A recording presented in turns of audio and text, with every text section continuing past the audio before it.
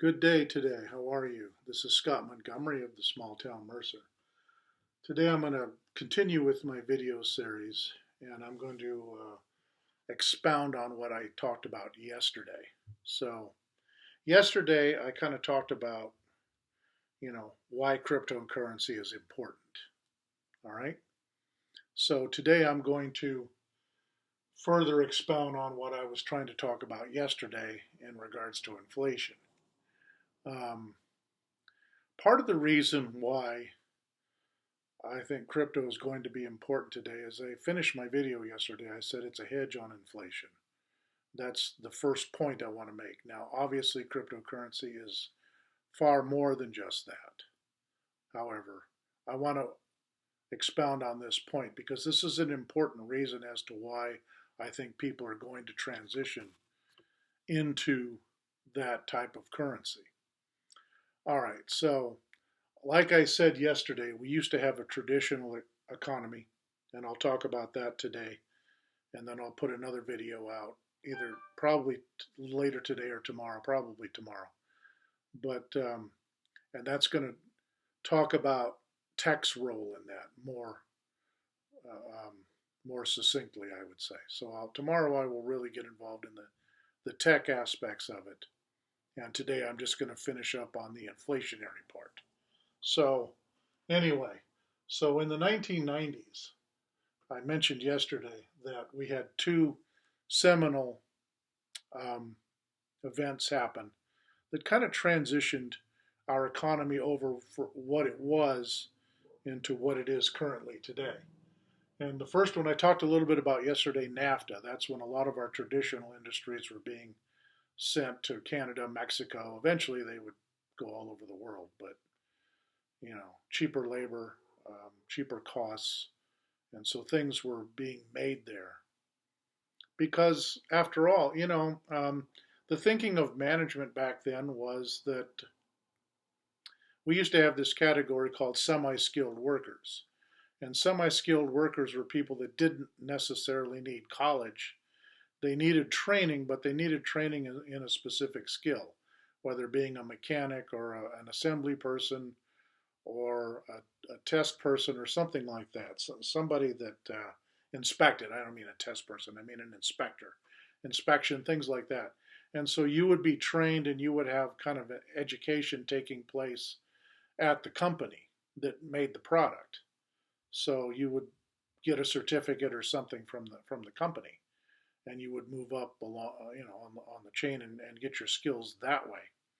So semi-skilled workers were very expensive, and they weren't necessarily considered, the engineering or the management side of things.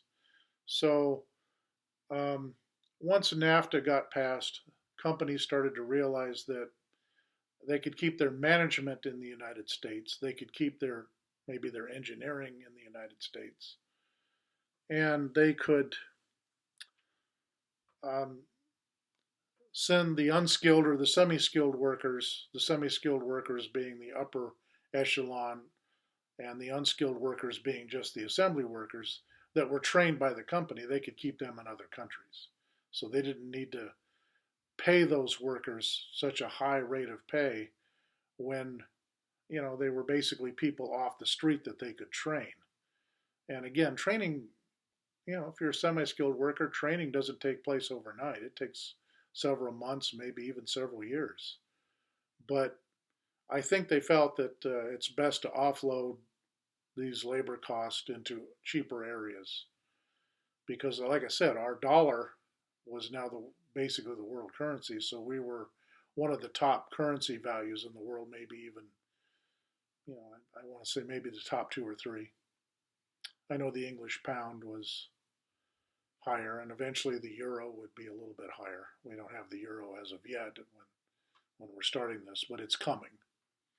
So anyway, let me get back to the topic. So today I'm going to focus on um, these two incidents. So the tech bubble comes up, and technology is now starting to replace a lot of manual labor that was done in this country. You know, just to give you an example, think about a company like, let's say, Ford Motor Company. Okay, Ford makes cars. So Ford would have a management division, obviously, the Ford family or whoever's on the board of directors, and then on down to division managers and all that. And then you would have a sales and marketing group. Then you would have an engineering group. But you also had a lot of paperwork. So to draw up concise and instructive plans, you would need a drafting department. That was done on paper. Today, I think engineers just draw it up on the computer and the computer puts it together for them.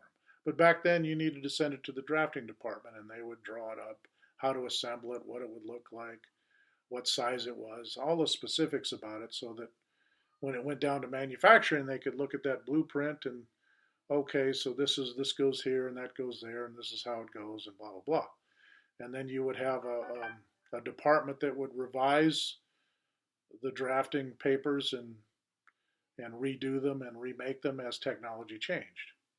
Okay, then you would have a parts department that would make these parts, and then you would have an assembly department that assembled these parts. Then you would have an inspection department that would inspect these parts, and you had a paint department that painted them and or whatever they did, and so forth and so on. All right, so you would have there was a lot of paper. You'd have a lot of secretarial work that kept records and took records and took memos and sent memos, and then you would have a mailing department that mailed the physical paper, the invoices. You'd have an accounting department that collected a lot of paper, and they would have a lot of people in the accounting department that would do low-level accounting, keeping records and filing records and inputting data, from maybe scratch paper or something onto some sort of an official ledger or something like that. You had a lot of typing. Memos needed to be typed. So you had a lot of, you had phone operators. You had all that stuff. Security, all this stuff. And a lot of that went away when companies started to send the work overseas. But then when the tech bubble came up, guess what? The computer replaced a lot of that. You no longer have really a drafting department. Maybe you have a small group of people that procure these documents or save them or archive them or change them or whatever. I don't know, but it's not much of a department. Back in the day, you would have had probably 100, couple hundred people in that department. Today, maybe you only have 10 or 12 or less. Okay, so secretarial department, not nearly as many. Phone operating department, well, now what do you have? You have this nightmarish um, um, electronic phone answering device. Press 1 to cough, press 2 to sneeze, press 3 to talk, whatever. And and so forth and so on. The accounting department is largely computerized, so you probably have a smaller accounting department. Don't have a typing department anymore. You don't have, I think the advertising group is probably farmed out to an ad agency. So you probably have some people who have some ideas and how they want their image. You probably have a few of that in your procure or whatever, your what would you call that? Your marketing department, I guess. But you know, you probably have an electronic group, programmers and what have you that you wouldn't have had in the past that would keep up your website or all of the stuff that you need to run your your computerized um, network going, that type of thing. So you have far fewer employees than you would have in the past because of the computer and the tech industry. Obviously, we had a tech bubble.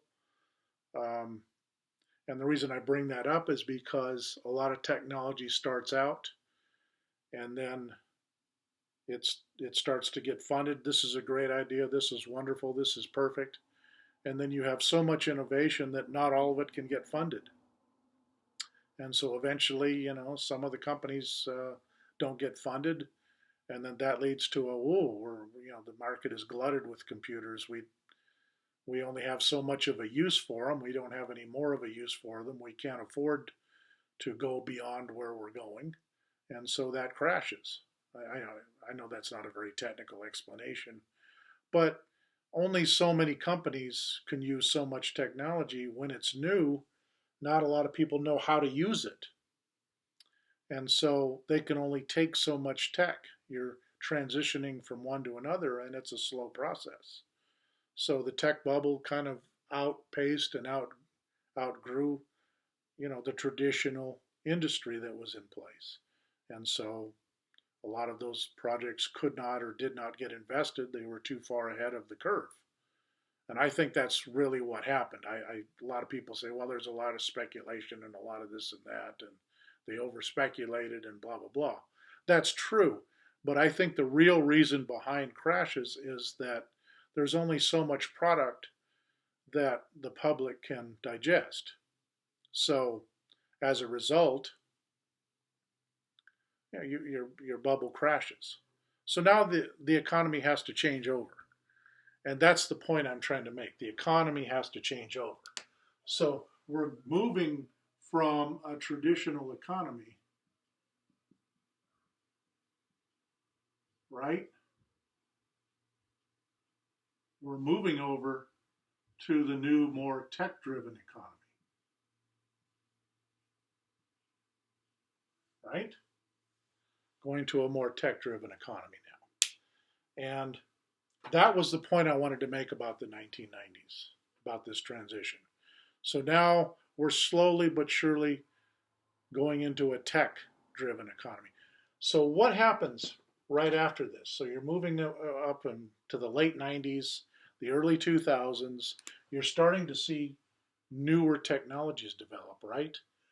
People, we already have the personal computer, but people are now finding uses for the personal computer that are beyond what it was prior to that. So now you move into the early 2000s, people are not just doing things, getting programs, loading them into the computer and using them for whatever simple function they're using, or maybe even just playing games on them. Now we've got this thing that's starting to get popular called the internet. Back then you had to use it to dial up on the phone, use your phone line for it. And so now you're getting on the internet. So now you don't have to get specific programs and do specific things. Now you can go on the internet and you can do a lot of things. Your banking, reading books, looking at information that you used to have to go to the library to do. And then shortly thereafter, what have you got? You've got people posting videos, right? And then people are starting to use cell phones. This was a contraption that was invented when? In the late 70s, early 80s. And some people were using them in the 90s, but really started to take off in the 2000s. So now all of this new emerging computer technologies are starting to provide jobs now, starting to be used in business in replacement of the more physically intensive work of the past. So this is starting to come into view now. And the banking industry is going to start to use this. Remember ATMs starting to get real popular in the 80s and 90s? Well, now you're starting to be able to move money on the internet starting in the 2000s. Okay? So now you don't have to run to the teller machine so much and grab stuff. You can actually sometimes use your card to pay for things, as I started doing in the early 2000s, late 90s, early 2000s. I was doing that more and more. So anyway, in my next video, I'm going to pick it up from here. I'm going to go from, we're in this tech area now. We're starting to get into this tech area. We're starting to move away from the traditional work. But as a result of that, you're going to start to see the rewards of this. In other words, this is becoming more sophisticated, more important type of work. So you're going to get highly rewarded for this type of work and this type of transition.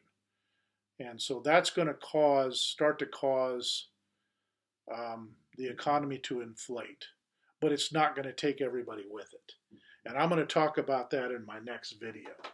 And I'll probably come out, like I said, I'll probably come out with that later today or early tomorrow. We'll see. So anyway, blessings. And this is Scott Montgomery for the Small Town Mercer. We'll see you in my next video. Thank you for watching.